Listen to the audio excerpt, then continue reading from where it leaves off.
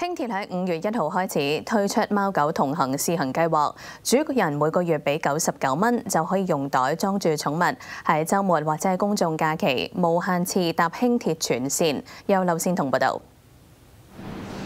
想帶主子們出街，除咗自己揸車同搭的士之外，5月開始仲可以搭輕鐵。港鐵下個月11號起會經手機應用程式 MTR Mobile 發售99蚊嘅貓狗同行證。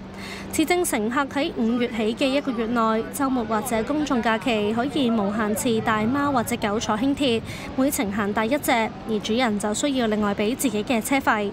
進入我哋輕鐵月台嘅範圍之前呢，就記得將你哋嘅寵物貓、寵物狗放入一個指定嘅，即係平時貓狗嘅袋或者係背囊裏邊。咁咧，同埋係完全覆蓋晒佢，即係唔好突啲手仔腳仔尾啊出嚟嗰啲唔得嘅。並且咧，將呢個袋咧係閂好，一定要閂好。嗱，咁大家咧帶啲狗貓出街搭車，可能都好興奮嘅，我知道嚇。咁但係我諗都係為咗其他乘客嘅感受啦，為咗其他乘客嘅安全咧。咁就記得全程搭輕鐵嘅時候，都要喺個袋或者喺個背囊裏邊，千祈唔好攞佢出嚟打卡。試行初期，港鐵會加派職員協助，提醒主人只可以喺每一卡嘅尾門上落，而坐車嘅時候亦都要留喺車尾位置。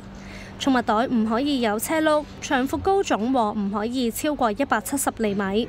港鐵話將會視乎試行計劃情況，考慮係唔係擴大範圍去到重鐵同埋平日。外協提醒主人可以揀一啲網狀嘅寵物袋，除咗通風透氣之餘，亦都可以隨時留意住貓狗嘅身心狀態。Now TV 記者劉善彤報道。